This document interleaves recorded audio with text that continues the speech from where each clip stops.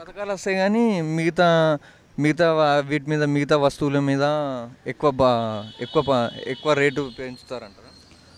100% అది జరుగుద్ది. ఎందుకంటే రేట్లు అనేది పెరుగుతాయి. ఇప్పటివరకు మనం చూస్తున్నాం. ఇప్పుడు బెంగుళూరులో చూసినట్టయితే అక్కడ కూడా చాలా రేట్లు పెరుగుతున్నాయని అంటున్నారు. సో ఇక్కడ కూడా అదే ఉంటుంది. ఏదైనా ఏంటంటే పర్ఫెక్ట్ అరువులకు ఇస్తే ఏం కాదు, దీన్ని అమలు చేయొచ్చు. కానీ ఇప్పుడు ఒక విలేజ్లో తీసుకుంటే కాంగ్రెస్ ప్రభుత్వం కర్ణాటకలో వచ్చింది, అక్కడ పెద్ద బాధ ఉంది. అలాగే ఇక్కడ కూడా తెలంగాణలో కాంగ్రెస్ ప్రభుత్వం వచ్చింది, అలాగనే పెద్ద బాధ అవుతుంది అంటారా?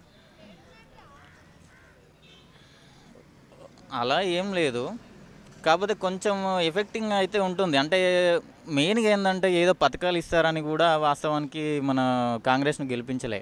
ప్రజా వ్యతిరేకత ఏదో పథకాలు చూసి కూడా జనాలు ముందుకు రాలేదు. నా అభిప్రాయం అయితే ఒక నియంతగా ఉద్యోగాలు లేకపోవడం, పూర్తి స్థాయిలో వ్యతిరేకతను క్యాచ్ చేసుకున్నారు, దాని ద్వారా వేశారు. ఇప్పుడు కూడా జనాలు కోరుకుంటుంది ఏంటంటే ఉచిత బస్సు కావాలని అయితే ఎవరు కోరుకుంటలేరు. అది ఏంటంటే ఇప్పటికీ అది కరెక్ట్ కాదు. దాన్ని ఇప్పటికీ ఏంటంటే ఆటో డ్రైవర్లు కూడా నష్టపడుతారు. దాన్ని రద్దు చేస్తే కూడా బాగుంటుంది. అలాగే పార్లమెంట్ ఎన్నికలు సమీపిస్తున్నాయి. ఇక్కడ కాంగ్రెస్ ప్రభుత్వం వచ్చింది తెలంగాణలో. మరి కేంద్రంలో కాంగ్రెస్ ప్రభుత్వం వచ్చే ఛాన్స్ ఉందా? చెప్పలేమన్నా. ఎందుకంటే ఇప్పుడున్న సర్వేలు రెండు అటు ఇటు ఉన్నాయి. కానీ ఇప్పుడు ఏంటంటే ఇప్పుడున్న పథకాలతోని అవి అమలు చేస్తే మన రాష్ట్రంలో మట్టుకు పార్లమెంటు ఎన్నికల్లో కాంగ్రెస్కి అయితే ఉంటుంది, ఒకవేళ ఈ పథకాలు అమలు చేస్తే. లేదంటే పూర్తి స్థాయిలో కాంగ్రెస్ పార్టీ అనేది ఇక్కడ దెబ్బతింటుంది. గ్యారంటీలు అమలు చేయలేకపోతే మాత్రం విశ్వాసాన్ని కోల్పోతారు. ఉంది, రాజకీయ అనుభవం ఉంది. కాకపోతే జనాలకు కావాల్సిన అనుభవంతో కాదు కదా, ఏదైనా అభివృద్ధి చేస్తేనే కదా జనాలు నమ్మేది. జనాలు నమ్మాలంటే మనం ఏదైనా చేయాలి. రాహుల్ గాంధీని ప్రధానిగా నమ్మే అవకాశం లేదంటారా ప్రజలు? నమ్ముతారు, ఆయన చేసే పరిపాలన బట్టి నమ్ముతారు. అలా చేయాలి కదా ఫస్ట్. ఇప్పుడు ఇక్కడున్న తెలంగాణ కాంగ్రెస్ ప్రభుత్వం వచ్చింది, ఇప్పుడు బాగానే ఉందా?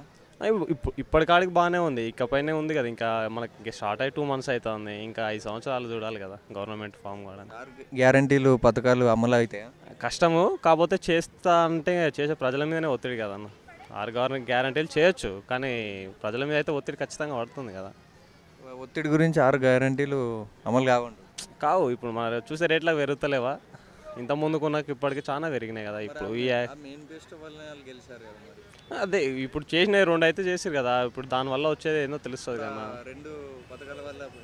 ఇప్పుడు మహిళలకు ఫ్రీ అని పెట్టిండు. ఇప్పుడు ఆటో వాళ్ళు ఇబ్బంది పడట్లేదా? అది ఆలోచించలేదు కదా. అది ఏదో చేసిరు అనుభవంతో, అంతే. రాజకీయం అంతే కదా, వాళ్ళ స్వార్థం కోసం చేసుకుంటారు. మన అవసరం అయితే ఇట్లా రాజకీయం స్వార్థాల గురించే కదా. చూద్దాం, దానికి ఇప్పుడైతే వాళ్ళు ఇస్తారని గ్యారెంటీ లేదుగా.